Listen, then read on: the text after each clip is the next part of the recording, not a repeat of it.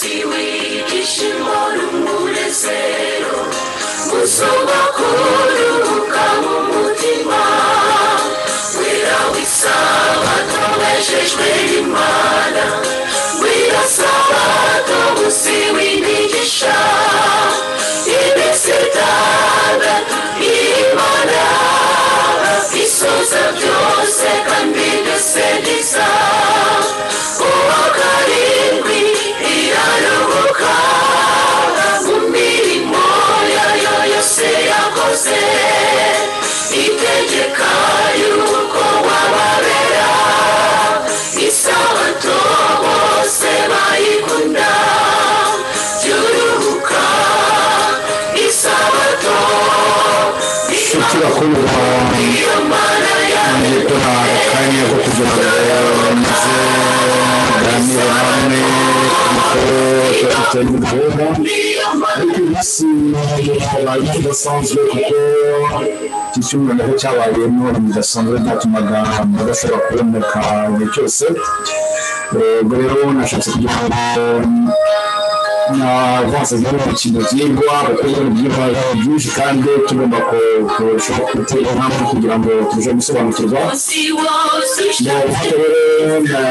ikigo twamuze kugira iminsi y'ejo ariko n'ubundi icyo cy'imijyanye n'ubuhanga rejisitema urabona ko nakiriye mu buryo bw'akanya mbese ifite nk'aho umusore waba afite kuvuga bakaba bavuga ko cyakisarimo icyo kora nuko amushyika neza byumutse n'ikibazo kaza kabifata bikaba self service nanjye rero n'uburyo nabonye bunyoroheye bwo kugira ngo nibura ibi byigwa tugerageza kubihutisha uko nzajya mbishobora noneho namwe mu nkeya mu ntege dufite twese mu bushake mu muhate dufite mushobora kuba bashaka kwihuta kuba bahute kandi n'ababwira ko ntabwo nkeya nayo bazafata umwanya wabo uko babishoboye ubwo rero ni uburyo nanjye natekerejeho simbera tuzareba niba ari bukwiye cyangwa twazareba n'ubundi buryo bundi ubwo rero n'abatsindiye ndagira ngo dutangirane n'isengesho twiragiza Imana kugira ngo ituyobore muri ibyigwa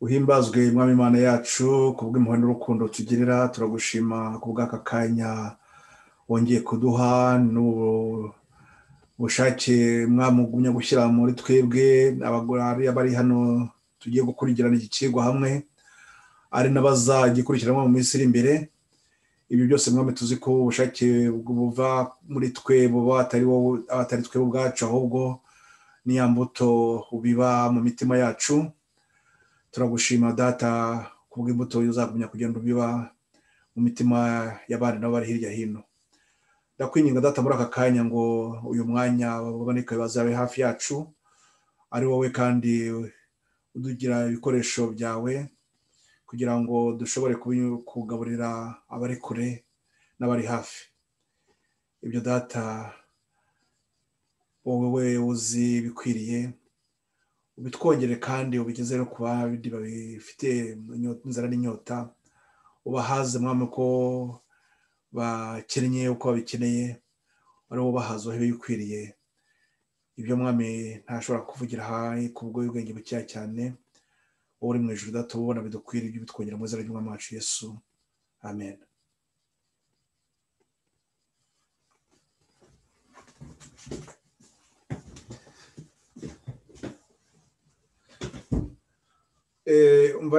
nk'uko rero twari twabibonye ubushize tumaze iminsi dutangiye ibyigwa birebana n'ubutumwa bwa marayika batatu iki kigo numva cyaba kigiye kuba icya kabiri ubushize nagerageje kubereka impamvu z'ubwo butumwa ukuntu none ubwo butumwa ari ubutumwa bwiza bukaba nanone aricyo gice giheruka ubutumwa tubona bw'iteka ryose, ubutumwa bw'imbabazi tubona mu itangira ry'igice cya 3:15, ari nabwo nanone butumwa tuba tubwirwa buri muri Matayo 24:14 batubwira ko ubwo butumwa ngo buzabwirizwa ku isi hose, bukaba ubuhamya guhamiriza amahanga maze Kristo akayira ko akaza.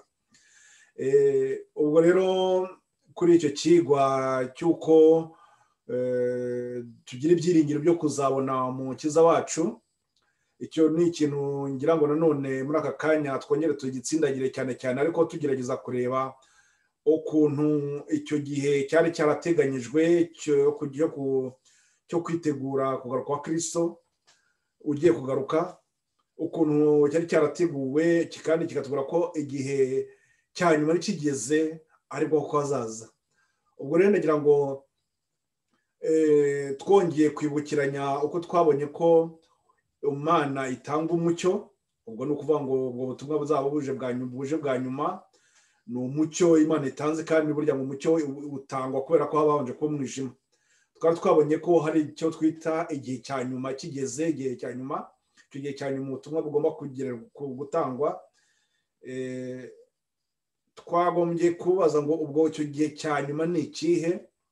Mbese ntabwo twagombye kuba tujyana ikintu twagombye kushidikanyaho, tukacyagombye kuba ari ikintu cyamaze kubaka intekerezo zacu, kandi tukabona ko icyo gihe kuko aricyo gihe cyari cyagombaga kubaho. Ubwo rero muri makeya tugiye kugerageza kureba imwe mu mirongo migari yatufasha nanone kubitekereza, cyangwa se byadufasha nanone gusobanurira na bagenzi bacu, tubereka ko icyo gihe koko Imana yatanze cyabaga kigeze cyo kugira ngo ubwo butumwa bwigishwe.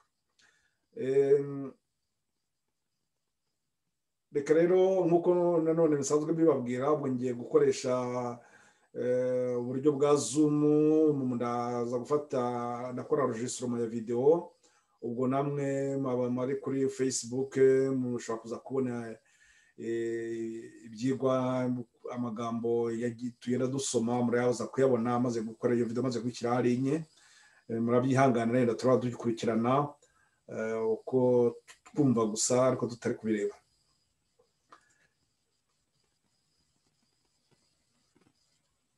Ndagira ngo rero turebe neza icyo kigwa kitubwira icy'ubutumwa bw'amarayika batatu. Ubutumwa bw'amarayika batatu nk'uko twabibonye ni ko tubona ko ari bibiri mu byahishuwe, igice cyaho cya 14:6 kugeza kwa 12, ndetse twabonye ko icyo gice gitangirwa kitubwira abantu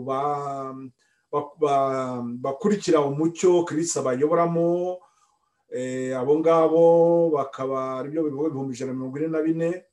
Abo ngabo bakaba ari abantu bazaba batarandujwe ngo bataranyuze mu nyigisho z'ibinyoma, ahubwo bazaba barahagaze mu kuri. Bukaba byo bigira kutwereka ko muri icyo gihe cya nyuma nyine abo ngabo bazaba bashimwa, ari abantu bazaba bari mu mucyo.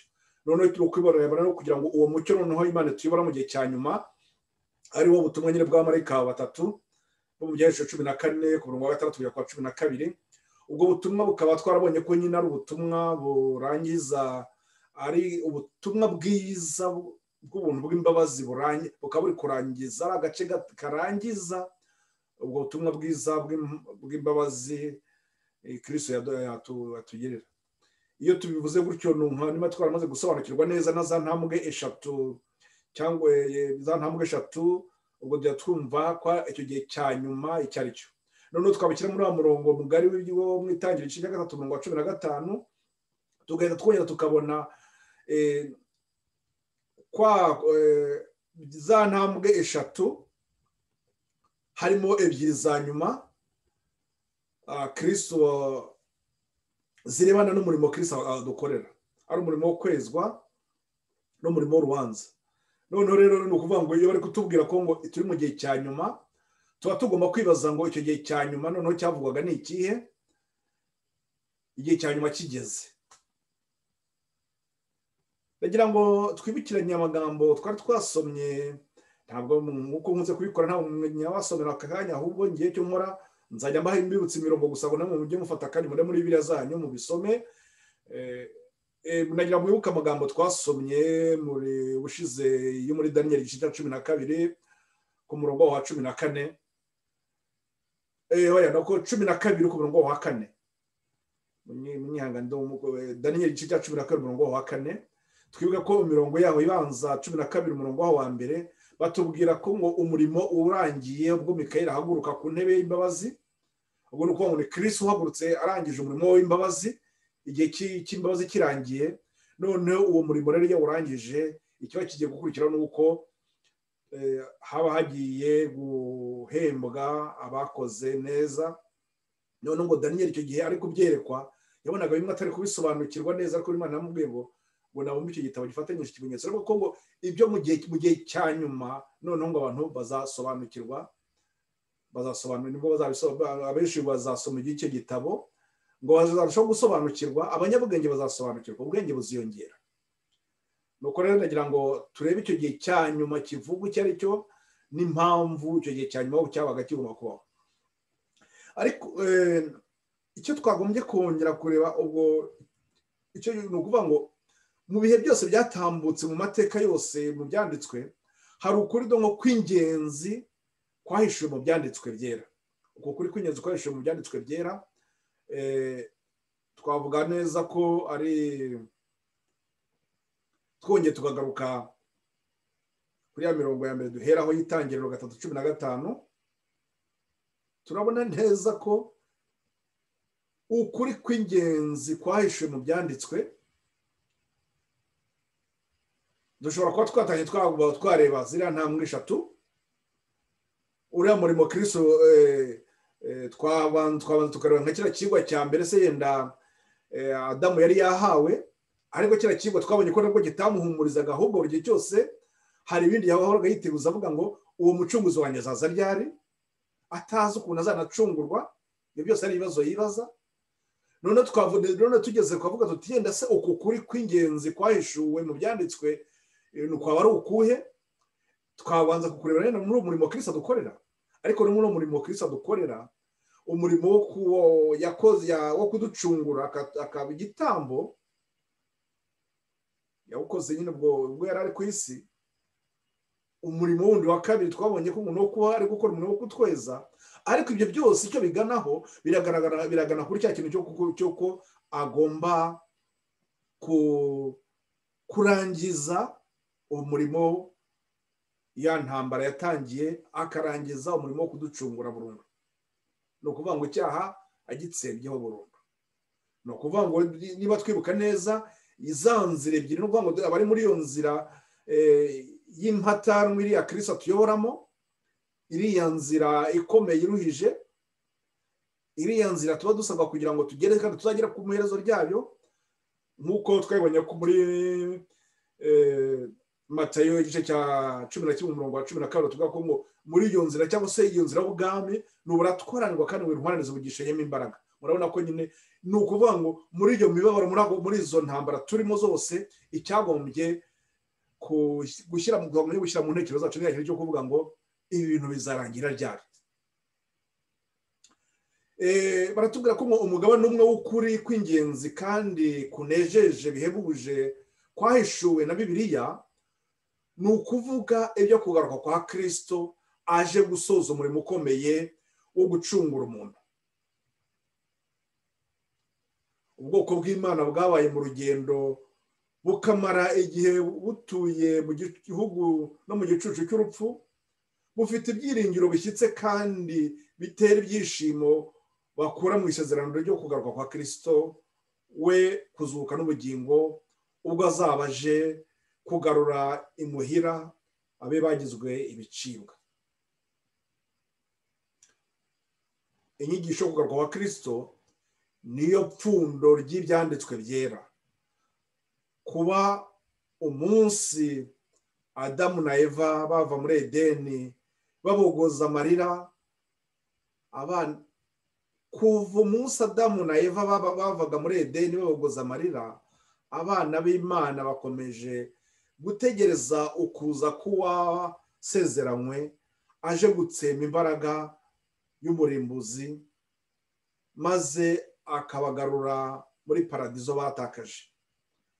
Intungane z'Imana zo mu gihe cya kera zategereje kuza kwa Mesiya mu ikuzo rye ngo ibyiringiro byabo bisohore. Hano twongera kwibutsa ko kuva kuri Adamu n'abandi bose bakurikiye abakurambere bose babayeho, bose babaga batekereza bavuga ngo uwo mucunguzi wacu azagaruka ryari, azaza ryari ngo atongera kuduhuza n'Imana, yongere kuduhuza na Data.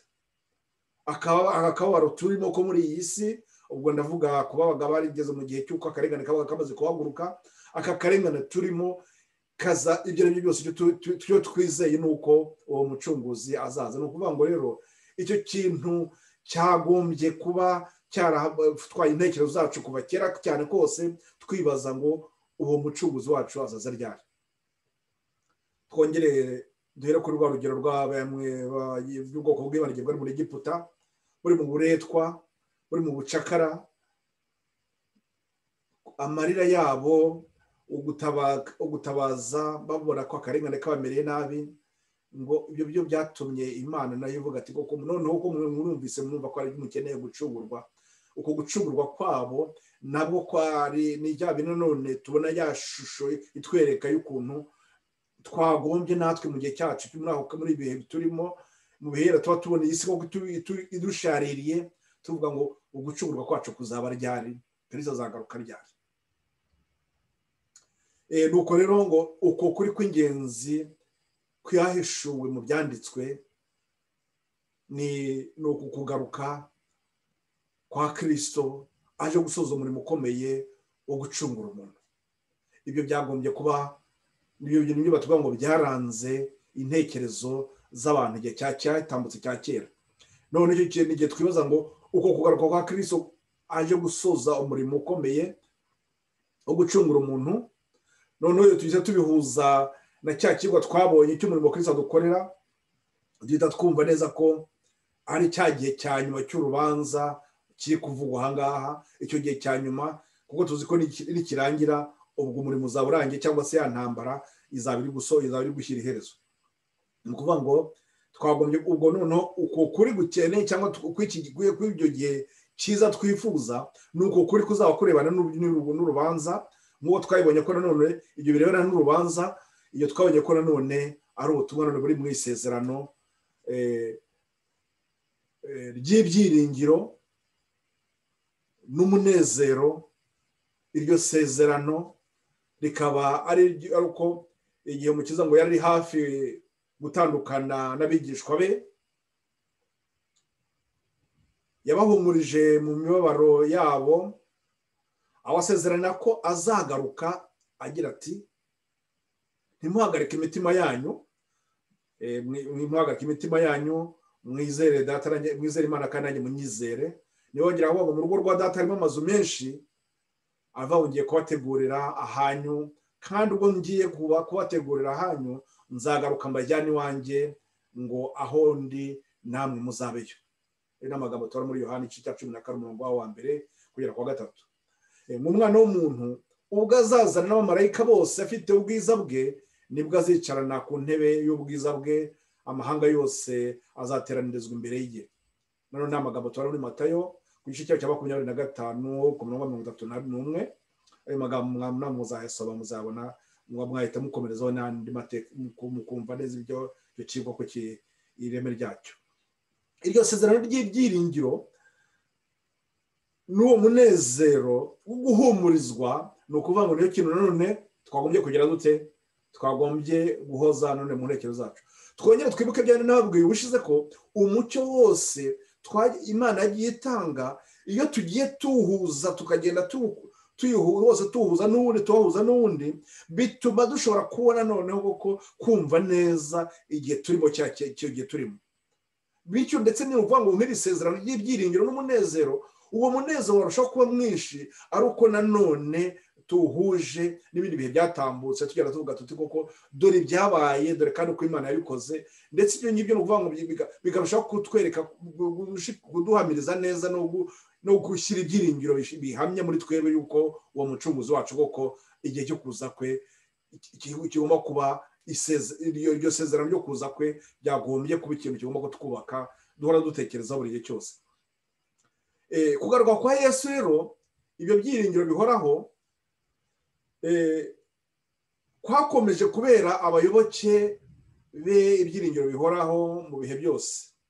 Isezerano umukiza yatanze ubwo yasezeraga ari ku musozi wa Elayono ko azagaruka ryateye abigishwa kubona neza ahazaza habo, ryuzuza imitima yabo ibyishimo n'ibyiringiro bidashobora gucogozwa n'umubabaro cyangwa ngo ibigeragezo bibikureho. Mwibuke ibihe bikomeye intumwa zanyuzemo ubwo zabaga zigomba guhamya kandi mu bihe cy'akarengane gakomeye, ariko buri cyose kuba bafite iryo sezerano ryo kuvuga ngo bibuka ko umucunguzi wabo aza kuba mbese ngo kuba bwaba ari no kurenganywa, babonaga ko ari umugisha bafite kubera ko Imana ari uko ari agaciro bafite bituma Imana bo yemera ko karengane kabagera. Ariko noneho ngo ibyo byose kubera ko iryo sezerano Imana yari yarabahaye ryashyiraga mu byiringiro, ibyo byiringiro yuko umucunguzi wabo azagaruka kandi nanagaruka nabo icyo gihe bakazaba bashobora kugaragara muri abo ngabo bazashima. Igihe babaga bari mu mibabaro n'akarengane, isezerano ryo kugaruka kw'Imana ikomeye n'umukiza wacu Yesu Kristo niryo ryababeraga ibyiringiro by'umugisha. Igihe abakristo b'i Tesalonike bari bashenguwe n'agahinda ubwo bahambaga inshuti zabo bakundaga kandi zariringiraga ko zizaba zikiriho zikabona umukiza agarutse, Pawulo wari umwigisha wabo yerekeje intekerezo zabo ku muzuko uzabaho ubwo umukiza azaba agarutse. Icyo gihe nibwo abapfira muri Kristo bazazuka maze bazamukane n'abazaba bakiri mu bazima bajye gusanganira umukiza mu kirere. Yarababwiye ati nuko rero tuzabana n'umwami iteka ryose, nuko mumaranishe imibabaro kubwirana ayo magambo. N'ababaga bari kubura babo abo nabaga bavuga bati nubwo bwose basinziriye ariko tuzongera kubonaho bazagira ikibazo ubwo bazamuza ku muzuko wabo tuzabona mu ijuru. Ubwo tuzagenda twigira imbere tuzajya kwiga amateka bagiye muri umucyo w'ubutumwa bw'abamarayika batatu batangiranye nabo. Hari igihe bageze bamwe, hari amateka rwose arimo akomeye kandi yubaka y'umwe mu bapasiteri wasinziriye, asinzira yari gukora umurimo kandi yibwira ngo yarazi igihe cyo kuvuga ngo Kristo aragiye kuzajya baragiye kumubona, ariko noneho asinzira mbere gatoya ku itariki bibwiraga igiye kugera. Ayo magambo yo yasomye tuyahuje n'ibitumaze gusoma umwanya, nuko ngo uwo mwigi abana b'uwo mugabo b'umupasitoro ndetse n'umudamu we bo baragavuga ati nubwo sinzire bwose hari hasigenda icyumweru kimwe gusa ngo tubone uwo mucunguzi Kristo tumubone, nubwo uzaba utari kumwe, ngo babonye asinzira avuga ati ntacyo, ejo bundi tuzakubona wazutse, tuzaba turi kumwe ubwo tuzaba turi mu kizacu azaba yaje. Ni ukuvuga ngo rero ibyiringiro nk'ibyo ngibyo iyaba byahoraga biturimo buri gihe cyose ntabwo twagombye kujya ducika intege z'imibabaro cyangwa ibindi bibazo dufite muri iyi si. Impamvu dushaka gutsinagira icyo kintu, ndagira ngo nongere bibutse yuko iki kintu nk'igihe gihora mu ntekerezo zacu n'abantu bari bahora bategereje bavuga ngo cya gihe cya nyuma kigeze, icyo gihe cya nyuma kigeze, twacyagombye gusanga tumeze dute. Turavuga ni uburyo kugira ngo ayo magambo turushe kuyazirikana kandi tubone ko mu mwanya tuza kubona icyo ari kutubwira aho tuganisha. Isezerano ryarabakomezaga ubwo yari ku kirwa cy'ibihanamanga cya Patimosi. Uwo ni Yohana umwigisha wakundwaga na Kristo, yumvise ngo iri sezerano ngo dore ndaza vuba, maze igisubizo cye cyarimo urukumbuzi cyatura isengesho ry'itorero riri mu rugendo ati amen, ngwino Mwami Yesu. Aya ni amagambo n'uva ari umurongo wa nyuma dufite mu byanditswe, aho Yohana wa wundi waherekeje Kristo ku musaraba kandi nabona ku musaraba, ndetse noneho akagumya kumubonambaho.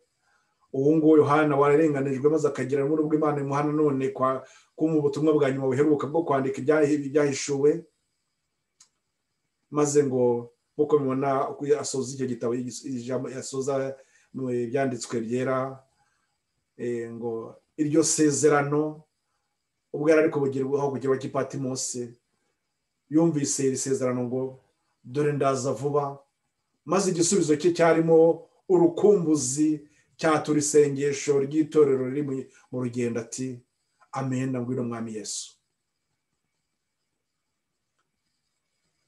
Ngwino Mwami Yesu. Iyaba buri gihe cyose twahoraga aya magambo tuyahora mu mutima yacu, uko bukiye mu gitondo tuvuga ati ngwino Mwami Yesu, aho turi hose tuvuga ati ngwino Mwami Yesu, intekerezo zacu zarushaho kuba nzima, zarushaho kuba koko abiteguye nyabo. Reka mbisimbutse gato turabigaruka mu mwanya. Ikindi ni uko ngo muri za gereza, ku mambo no mu mbago, intungane n'abishwe bazira kwizera kwabo bahamirije ukuri. Uko imyaka ihita indi igataha, niko haturukaga amagambo yatura kwizera kwabo n'ibyiringiro bari bafite. Amaze kwemera bidasubirwaho iby'umuzuko wa Kristo, kandi kubw'ibyo nawe azazuka ubwo Kristo azaba agarutse. Umwe muri abo ba Kristo yaravuze ati basuzuguraga urupfu bakagaragara ko barurusha imbaraga. Bitwereka dukunda kubyibazaho tuti ni igiki cyatumaga koko abo bana b'Imana bajyanwaga mu nzu y'uburetwa, bagakubitwa abantu bakabashyira ku muriro bakabatwika muri ako karengane. Ni igiki cyabakomezaga? N'aya magambo none atubwira ngo kuko abo bakristo icyabakomezaga ni ibi byiringiro y'uko Kristo azagaruka, kandi nazagaruka nabwo akazasanga atarabagawa, aho akazasanga barahagaze mu mwanya wabo. Ni handi avuga ngo amagabo tubona ngo hahirwa abapfira mu mwami, aho akumva ko nawe yaba ari mu bahiriwe kuko atagaragaho umugayo. Reka noneho turigerageze kujya imbere gatoya turebe mu bimwe mu bimenyetso byo kugaruka kwa Kristo. Ibyo bimenyetso byo kugaruka kwa Kristo, twibuke neza ko inzira tugendamo ni inzira ifite imbago, kandi Imana igenda ihagurutsa abagaragu bayo, ihagurutsa abaprofete, abahanuzi, ikagenda ibabwibereka ibintu bigiye kuzabaho, kugira ngo igihe tuzabona ngo bibaye tuzagira dute, tuzarushaho kwizera. Nizo mpamvu tuza kwibona neza ko amagambo yose ntabwo njya gufata umwanya wo kuyasoma. Nimusoma muri Yoweri igice cyaho cya 32, bazatubwira batubwira ibyo byerekeranye nuko izuba ukwezi kwarugombaga kuzahinduka, ibimenyetso byagombaga kuba ku kwezi.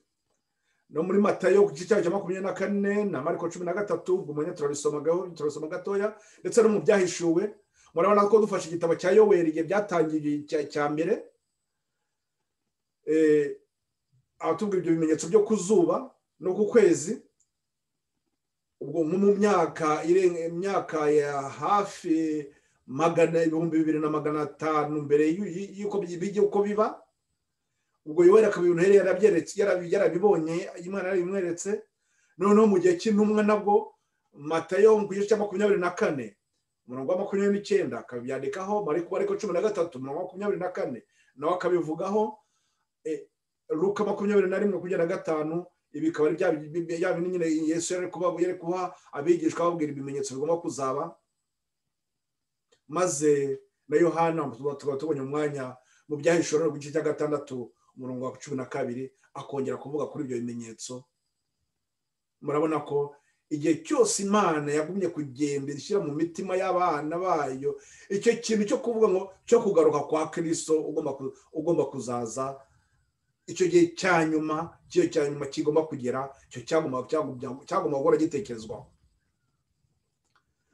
Ibimenyetso byo kugaruka kwa Kristo ntabwo rero ubuhanuzi buvuga gusa uko Kristo azagaruka ndetse n'umugambi wo kugaruka ahubwo bunerekana ibimenyetso abantu bagomba kumenyeraho ko kugaruka kwe kwegereje. Ntabwo ubuhanuzi buvuga gusa uko Kristo azagaruka ahubwo butwereka n'ibimenyetso tugomba kureberaho kugira ngo tumenye ko icyo gihe cyegereje koko. Yesu yaravuze ati kandi hazaba ibimenyetso ku zuba no ku kwezi no ku nyenyeri. Ku zuba, ku kwezi n'inyenyeri. Ayo n'amagambo tubona muri Luka 21:25 yaravuze ngo izuba rizijima n'ukwezi ntikuzava umwezi wako n'inyenyeri zizagwa ziva mu ijuru n'imbaraga zo mu ijuru zizanyeganyega. Ibyo ni ibimenyetso umwami wacu noneho nawe ahamije aravuga ati mbere yo kugaruka kwanjye igihe cyo kugaruka kwanjye cyegereje dore ibyo muzabonaho nuko izuba rizijima nuko ukwezi kutazongera kuva umwezi wako ntabwo cyo kuzatanga nuko n'inyenyeri nazo zizagwa ziva mu ijuru n'imbaraga zo mu ijuru nazo zikanyeganyega. Ibyo ni ibimenyetso Kristo atanze ari guhumuriza intumwa ze ari kuzibwira ati ibyo bintu muzabyiteho. Ubwo nibwo bazabona umwana w'umuntu aje ku bicu afite ubushobozi bwinshi n'ubwiza. Umwanditsi w'ibyahishuwe nawe yavuze ibimenyetso bya mbere mu bimenyetso bizabanziriza kugaruka kwe ati habaho igishyitsi cyinshi, izuba ririrabura nk'ikigunira kiboheshejwe ubwoya, ukwezi kose guhinduka nk'amaraso.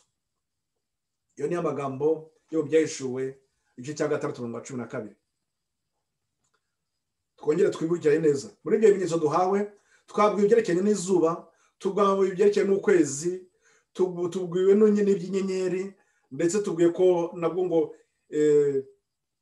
n'imbaraga zo mu ijuru zizanyeganyega. Noneho Yohana nawe mu gihe cye cyane mu myaka yari gushyira nk'ijana ubwo byari byaravuzwe mu myaka muri hafi ya 30 nyuma y'imyaka hafi 70 nanone Yohana yongera ibyo bintu arabyibutsa aravuga ati yongera kubabwira icyo yongeye atubwiye ibyerekeye n'igishyitsi kizaba, igishyitsi cyinshi kigomba kuba n'izuba rikirabura n'izuba ryo rikijima, ukwezi nako kugahinduka nk'amaraso. Ibi bimenyetso rero icyo gihe Kristo yabivugaga ni kandi ko ari ibintu bigomba kuzabyerekera igihe cyo kuza kwe. None natwe tukaba turi kuvuga ko ubutumwa turi kuvugaho mu bw'ibyahishuwe 14 ari bwa butumwa buri bana n'igihe cy'urubanza. Reka tubihamye tubyemere tureba isano bihura n'iki kintu ibintu byabaye. Nitubona n'ibi bimenyetso byarabaye kuko n'ibi bimenyetso byarabaye cyagiye cya nyuma, tuvuge icyo gihe cya nyuma kigeze kugira ngo ubutumwa bwa marayika wa gatatu bw'abamarayika batatu mu byahishuwe 14 ubwo butumwa butuganisha ku by'urubanza. Ubwo butumwa twabonye ko ngo ubwo butumwa ari bwo bwa nyuma buheruka turebe ko ibyo bintu uko biri guhura. Mureke twegire imbere gatoya mu mwanya muri ya mugabo dusomye ya Yohana mu byahishuwe yaratubwiye ibyerekeranye n'iyishyitsi cyangwa se umutingito. Hari ibyabaye rero kuko burya mu amateka agenda ahamya ibyanditswe atwereka ko ibyo n'ubu byabaye koko. Hari umutingito w'Lisbonne. Lisbonne ni muri Portugal. Ibyo mutingito reka twumve ibyawo. Mwibuke ko mwanya twari tumaze kubona ko Yohana yavuze ko hazaba iki? Yohana igice cya 6:12 ko hazaba igishyitsi.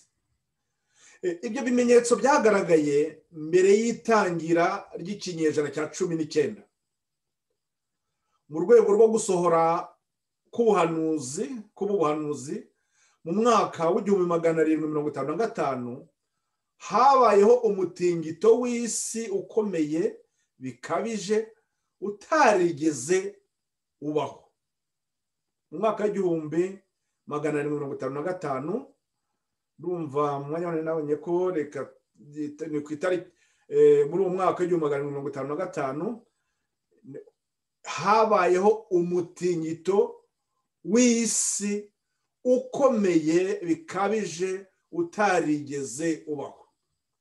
Ni ukuvuga ngo kuva isi yaremwa mu mitingito yose yagize ishobora kuba yabaho, uwo mutingito ntabwo wari warigeze ubaho, warakataraboneka.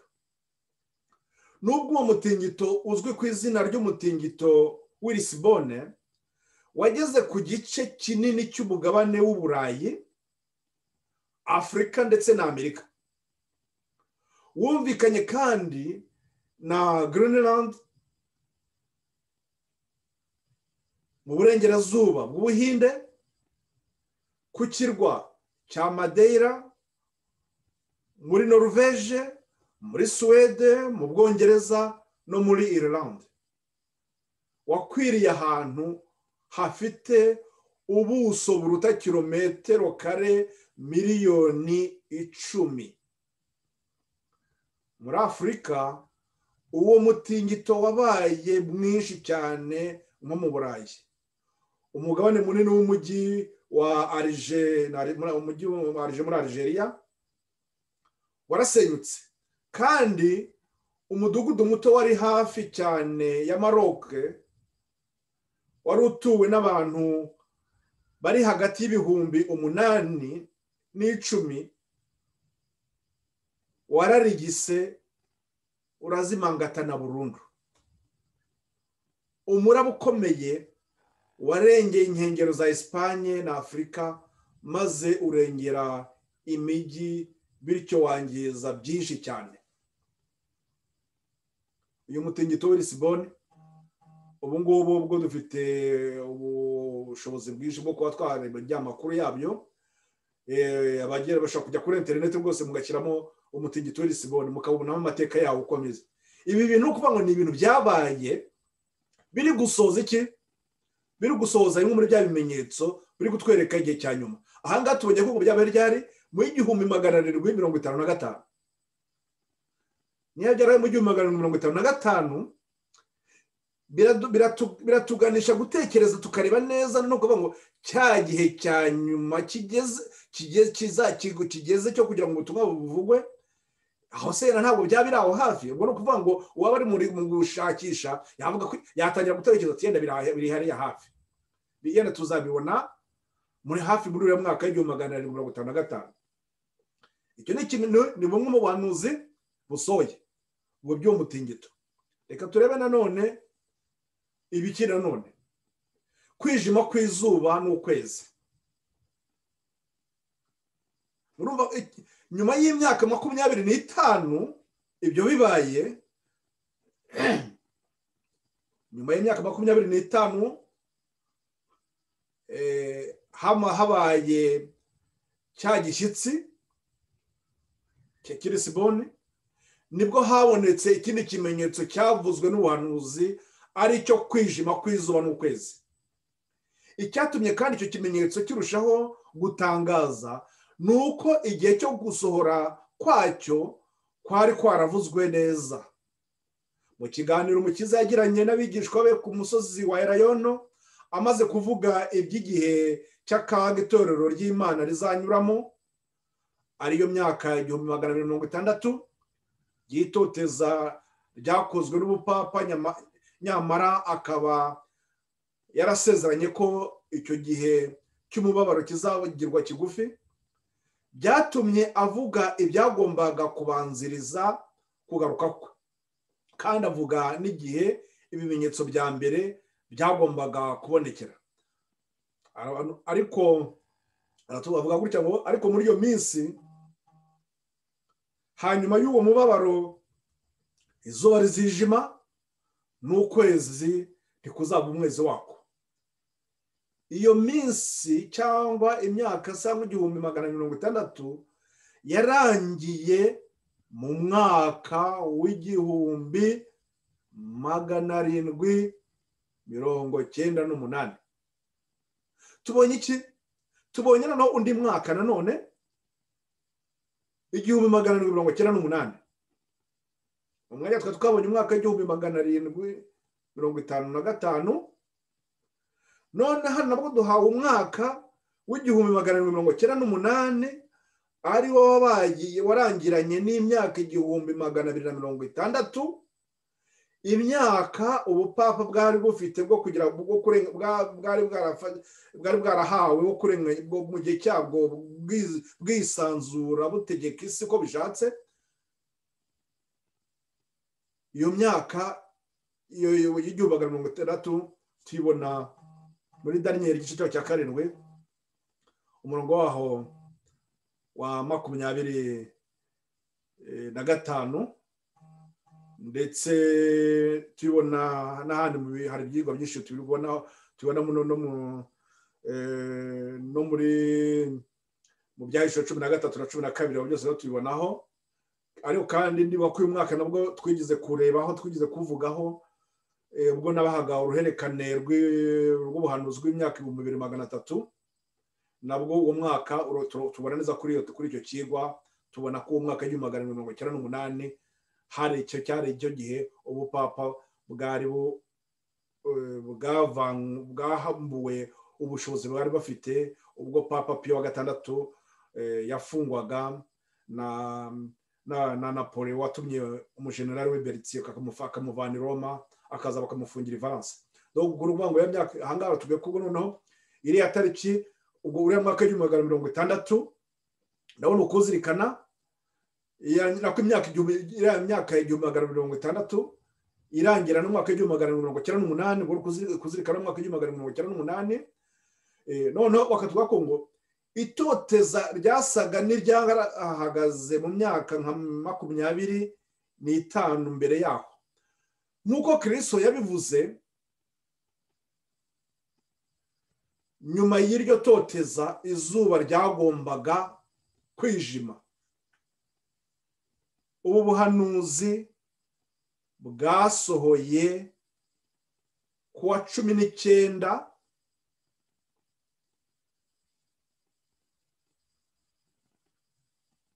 ubu buhanuzi izuba rikijima bwasohoye ku itariki ya 19 z'ukwezi kwa gatanu mu 1780.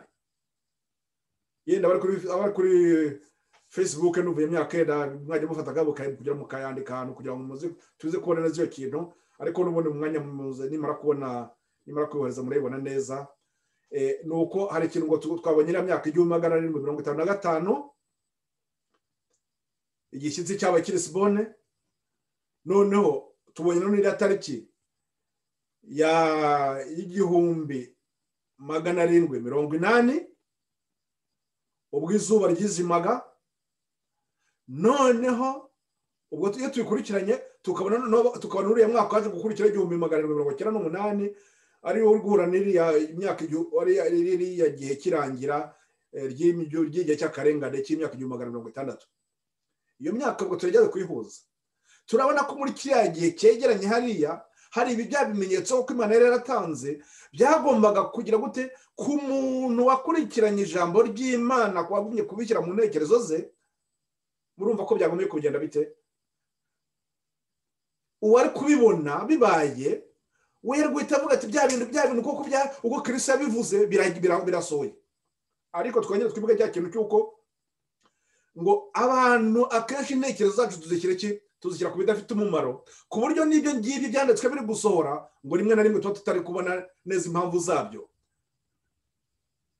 Mwongere mwibuke twibuke icyo kintu nababwiye uko ngo intekerezo zacu ziba zagombye kuba buri gihe cyose zifatanye n'iki, zihora zerekeje zigenda muri wa mucyo. Niba turi kugendera mu mucyo, ni ukuvuga ngo kwa kuri kwatanzwe kera cyane, nk'uko twabonye ko ni ku gihe cya Yoweri mu myaka y'ibihumbi 250 mbere y'uko biba ibyo byose byari byaravuzwe. Noneho na Kristo akongera akabisubiramo, umwigishwa we ukuntu wa Yohana akongera akabisubiramo. Ibyo byose bikaba byaragombaga kujya mu ntekerezo zacu.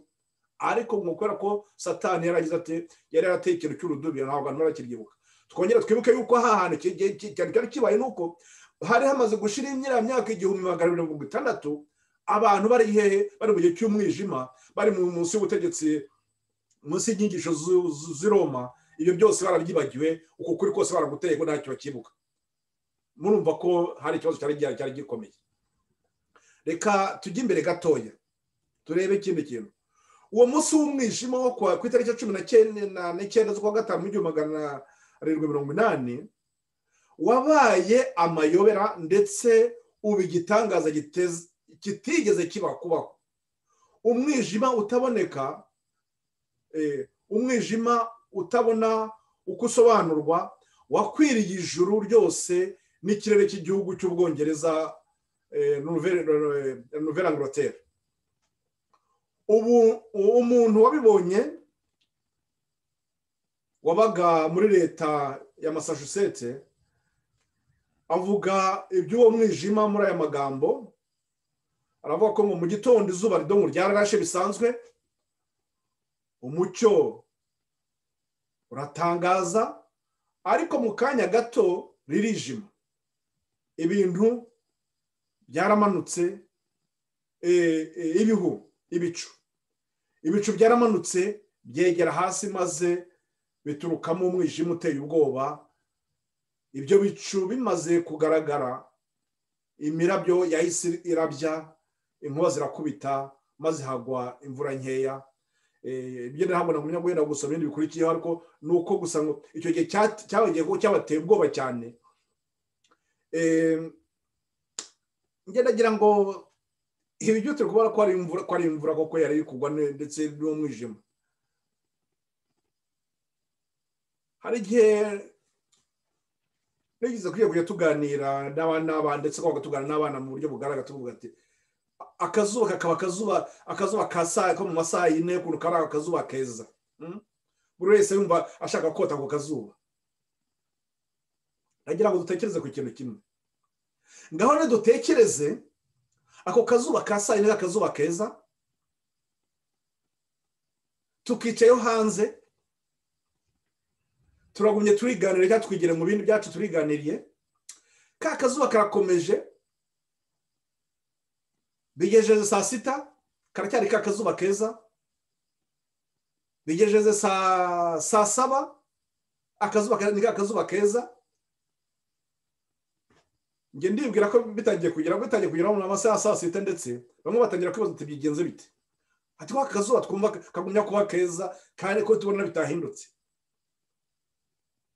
Bikageza mu mugoroba mukabona ka kazuba karacyacanye ni keza, bikageza mu masaha y'umugoroba izuba ryagumye kuba riri kurenga aho ya ka kazuba karacyariho. Ndagira ngo iki kintu gitsindagira nuko ubwoba ntibwabura gutaha umuntu wese aho yaba ari. Nubwo ako kazuba ntacyo kaba kadutwaye, ndetse umuntu aba yakagiyeho yumva gakunze, ariko gakomeje gutyo, nge ndibwira ko ndetse abantu bose ababyo baba bari gukora byose bahinda umushyitsi bakagira batavuga ati hari ikintu kidasanzwe kiri kuba. Ariko biramutse bikomeje bityo, ijoro rigabugaba bwacya nanone ndakora ijoro ntirinaze bigakomeza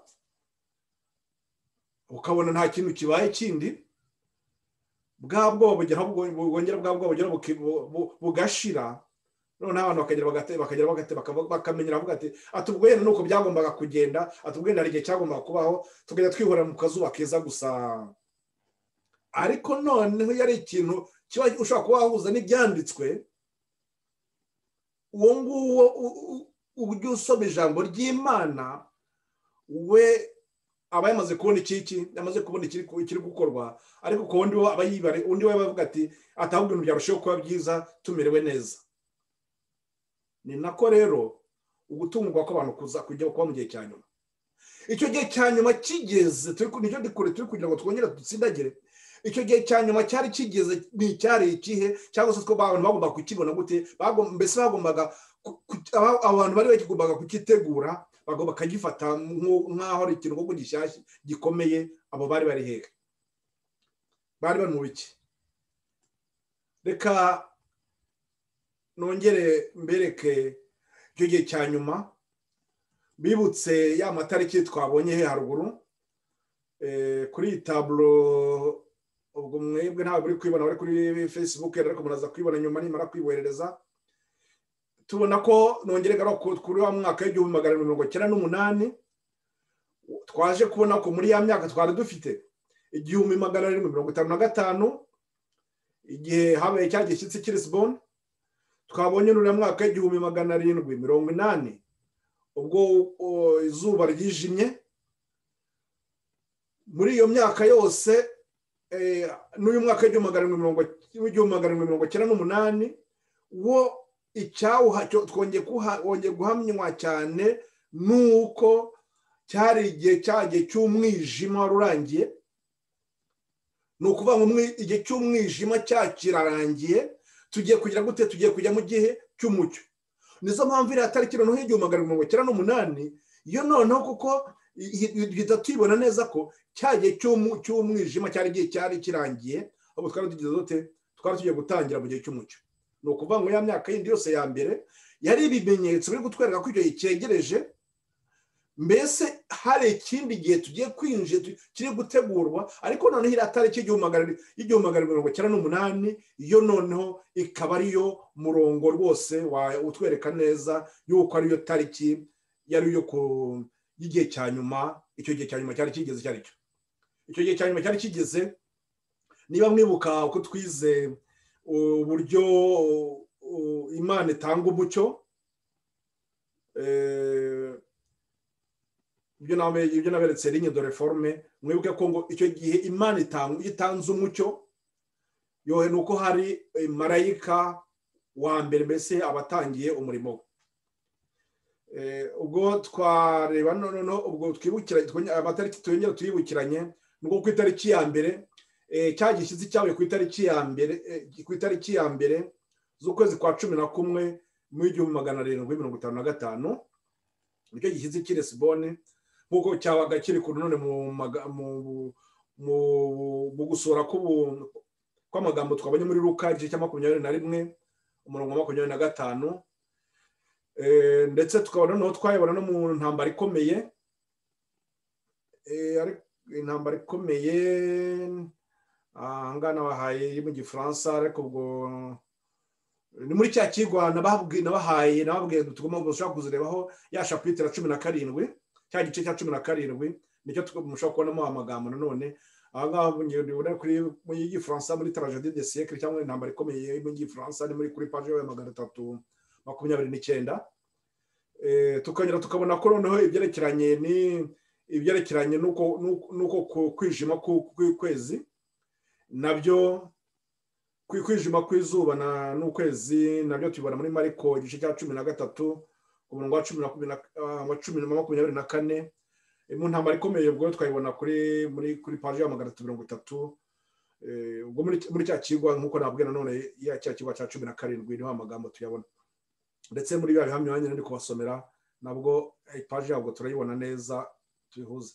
Noneho ibi muri ibimenyetso nuko noneho hari ikindi kimenyetso none cyaje kuzaba icyerekeranye n'ibyinyenyeri zaguye.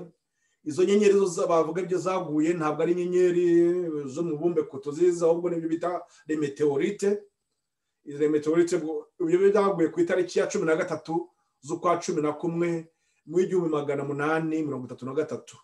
Ayo robwo aya matariki mbahaye ahangaha, aya matariki ubwo ibyo byo kugwa kw'inyenyeri muri Matayo 24 umurongo 29 cyangwa se mu ntambara ikomeye kuri page ya 360. Abwo kuri tableau izongera kudufasha ibafasha none zadufasha kujya duhita tubona neza ikintu icyari cyegeranye n'aya matariki rira tariki ya nyuma ubwo marayika wa mbere yarageze igihe cyo guhaguruka kugira ngo akore umurimo. Abo bamarayika batatu Imana ihagurutsa kugira ngo icyabo bibashe kuba batangira umurimo.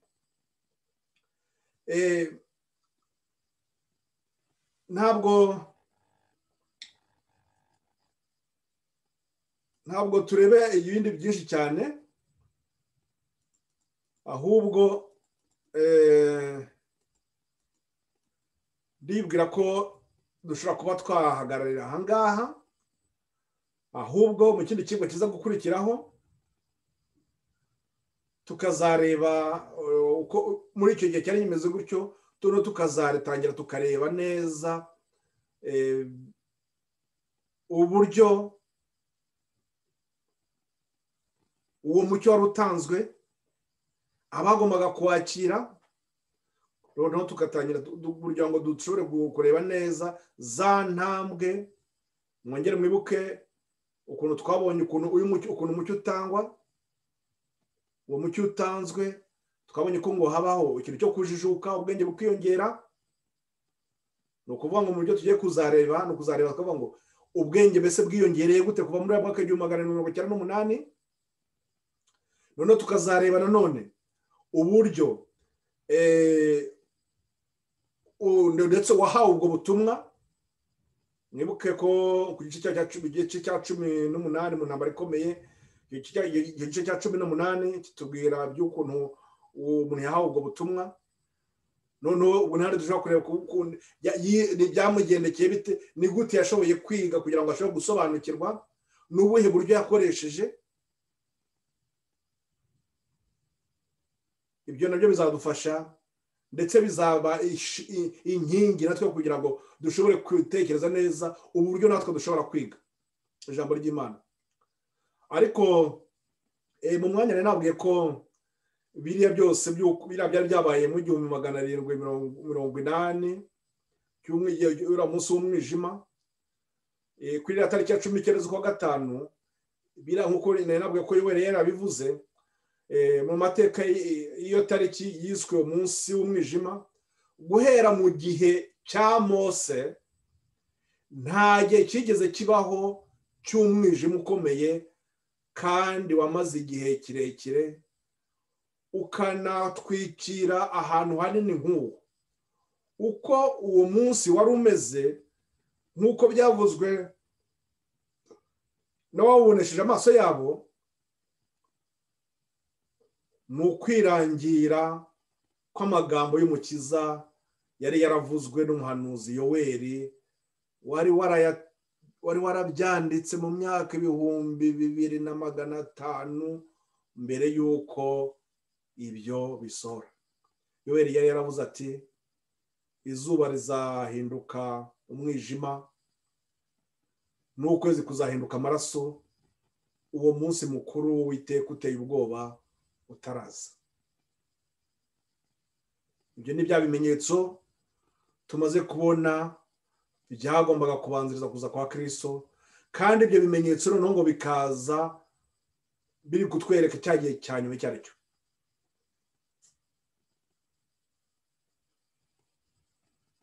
Ndagira ngo twongere tuzirikane ikintu nababwiye ibyo cyo n'ukuntu Imana itanga umucyo. Nuko uyu mucyo uri kuza, uwo mucyo tuba tugomba kuwuhuza n'indi mucyo n'ukundi kuri kwawubanjirije. Icyo gihe tubihuje bituma dushobora gusobanukirwa naho n'ibyo turimo icyo gihe. Ngiki ikibazo rero gikomeye cyakomereye abantu bo muri kiriya gihe, cyo kugira ngo abantu bashobora kubona gusobanukirwa n'ibyabo. Twibuke yuko ngo Kristo yari yarasabye abigishwa be kuba maso, kubikurikira. Kristo yari yarasabye abigishwa be kuba maso, bakita ku bimenyetso byo kugaruka kwe, kandi bakazishima ubwo bari kubona ibigaragaza kugaruka k'umwami wabo. Nuko ibyo nibitangira kubaho, muzararame, mwubure imitwe yanyu, nuko gucungurwa kwanyu kuzaba kwenda gusohora. Bya bimenyetso byose biri gutangwa, ahangaha yabibwiye abigishwa be, ariko noneho twongere twikire mu ntekerezo zacu tuvuge tuti abo bigishwa be hatambutse imyaka byinshi n'ibyo koko, ariko se akimara kubibabwira hariya bari hari ku musozi wa Elayono, iyo bahora koko babizirikana mu yenda nubwo bakaba yenda muri kiriya gihe barabibyiboneye ubwabo, byari kugenda bite? Bari kuvuga bati bya bintu birabaye neza. Ngiki cyo bimara kwiga ubuhanuzi, kuko buryo ubuhanuzi buri gusohora, bimaze kububona bwa gusohora, ubwo buhanuzi buragufasha, bigatuma ushikama, bigatuma ubona neza icyo Imana iri kukubwira muri icyo gihe. Umukiza yeretse abayoboke be ibiti byari bigiye kubumbura uburabyo mu gihe cy'umuhindo, maze arababwira ati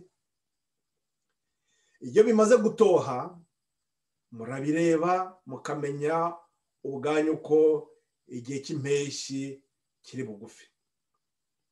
Nuko namwe nimubona ibyo bibaye, muzamenye yuko ubwami bw'Imana buri hafi. Bene data, murumva ukuntu ibintu bikomeye. Nibabona ibyo bimenyetso bibaye, bazahita bamenya yuko ubwami bw'Imana buri hafi. Uyu mucyo urebana n'iby'ubwami bw'Imana, bwa butumwa bwa nyuma burebana n'iby'urubanza, niba twibuka za ntambwe eshatu, umurimo ubanziriza wo kwihana no kugira kwizera Kristo umucunguzi, hakagira umwanya w'igihe cyo kwezwa, kugira ngo noneho tugire dute, tugire imbere y'intebe y'urubanza nyuma Kristo agaruke. Ahangaha kutwera ngo tuzamenye ko ubwami bw'Imana buri hafi, kubera ko by'ibimenyetso bizaba byatambutse. Duhagarikiye ahangaha rero, turabona neza ko biriya bimenyetso byatanzwe byari ibimenyetso byagombaga kwitabwaho, byari ibimenyetso byagombaga kuzirikanwa, kugira ngo abana b'Imana bashobore gutera intambwe muri uwo mucyo Imana iri kubereka, muri abo ngabo bagiye kuba abatwaramucyo muri cya gihe cy'iyo myaka kuva muri mwaka w'1998 bagiye gutera za ntambwe, muri za ntambwe na none eshatu nk'uko ari babwiye igihe cy'umucyo. Ya ntambwe ya mbere yo kwihana no kugira ibyiringiro, no gukira ibyiringiro ku mucunguzi wabo, na ya ntambwe ya kabiri, ya ntambwe yo kwezwa, kugira ngo noneho uko babe bashyitse babe abatwaramucyo, ari cyo cyagomba kugenda kugeza muri mwaka w'1844. Ndagira ngo nongere mbibutse gira kintu twari twarabonye uko ibyiri ziriya ntambwe uriya mwaka none nongere mutsindagire tureba twibukiranya ibi nanone twabonye.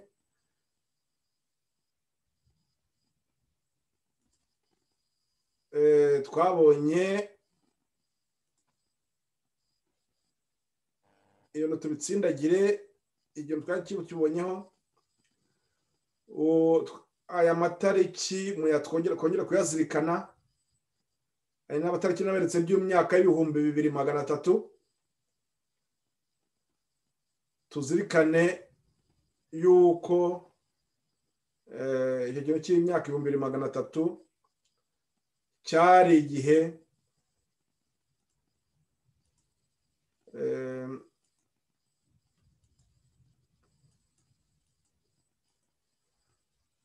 imyangane gatoya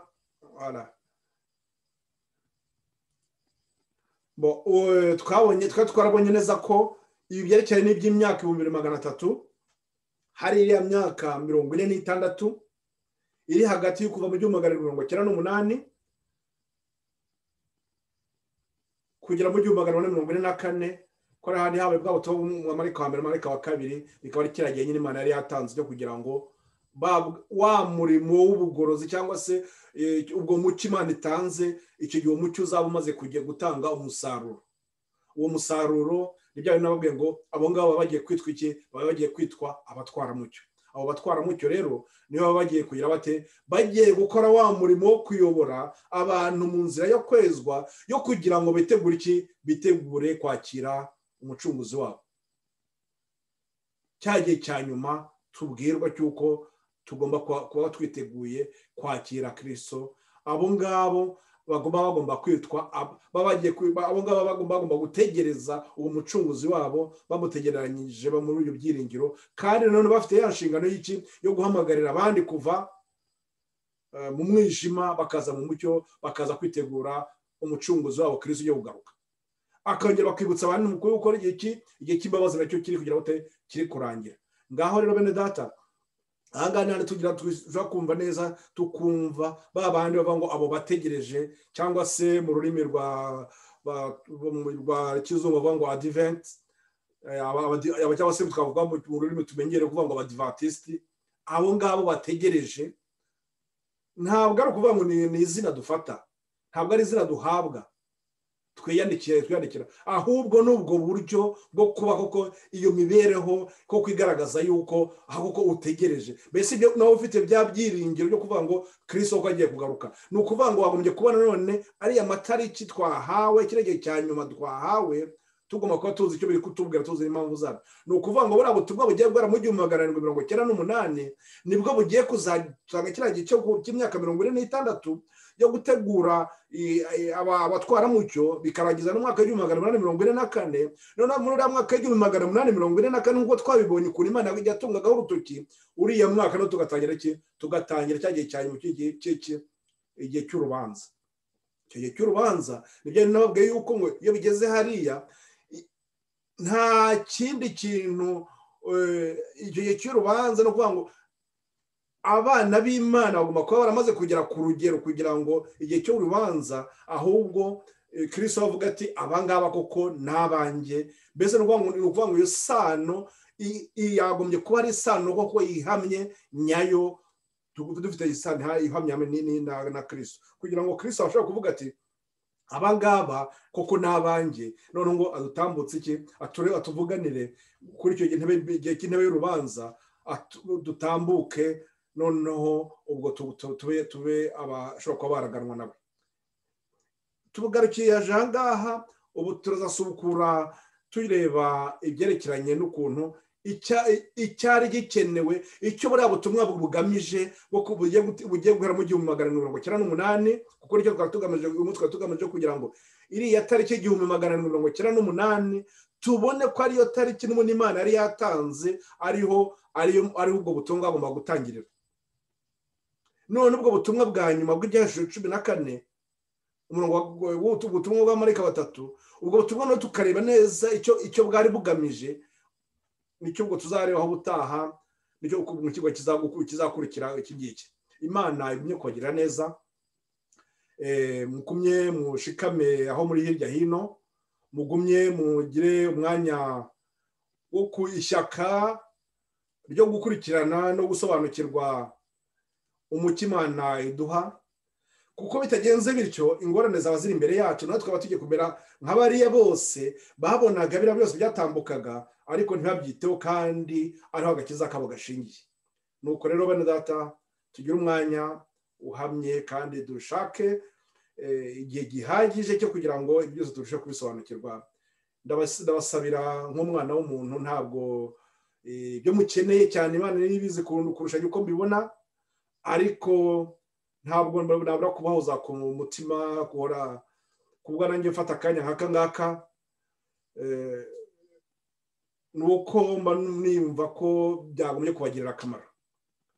Nanjye mba nishimira ko nanjye kandi nanjye byangirira umumaro, bikarushaho nanjye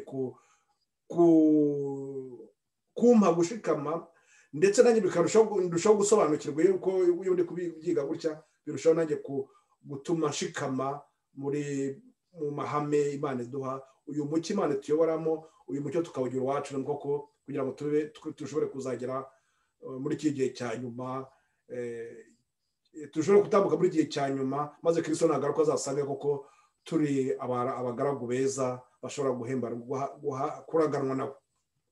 Ndabibasabira nk'umwana w'umuntu, Imana ibahe mu buntu bwayo, nanjye kandi murusheho kunsabira mu izina ry'umwami wacu Yesu, amen.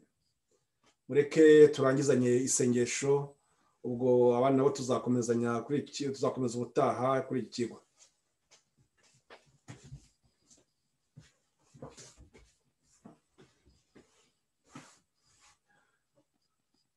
Data wera Mana yacu, himbazwe kubw'ibyiza n'urukundo tugirira.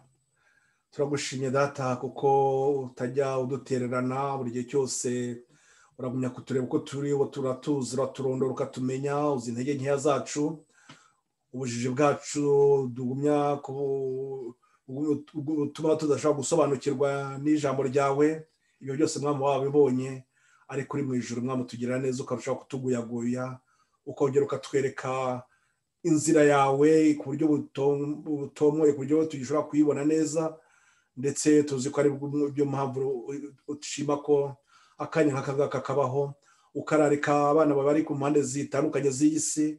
Data nanjye ukampa ubushobozi bwo kugira ngo nshobore nganirize abana bawe. Ndakwinginga Data kugira ngo ijambo ryawe ari wowe uzajya uriha imigisha, maze rishobore kugera ku bana bawe n'abo batandukanye mu mpande z'iyi si. Ndakwinginga Data kugira ngo ntihakagire na kimwe cyava mu ntekerezo zanjye cyajyana Mwami n'ibyawe, ahubwo ibyawe byose Mwami ugiye ubitunganyiriza mu ntekerezo, maze nshobore gutanga uko bikwiriye. Ndagusaba sabira bene Data batatanye mu mpande z'iyi si, hari abahagurutse gukora umurimo uheruka, cyangwa se Data nanone ari abategereje guhabwa uyu mucyo. Abo bose Data duturize imbere y'ubwiza bwawe, tuze ku birenge byawe, twese twigishirize hamwe. Bana natwe muri byose, ndagusaba nk'umwana w'umuntu ibindi wabona byatugira umumaro Data, bitwongere mu izina ry'umwami wacu Yesu, amen.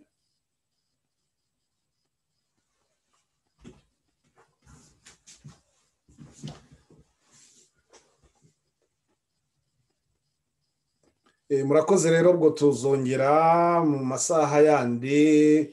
Ubwo mugire kwitegura isabato neza. Imana igumye kubana namwe.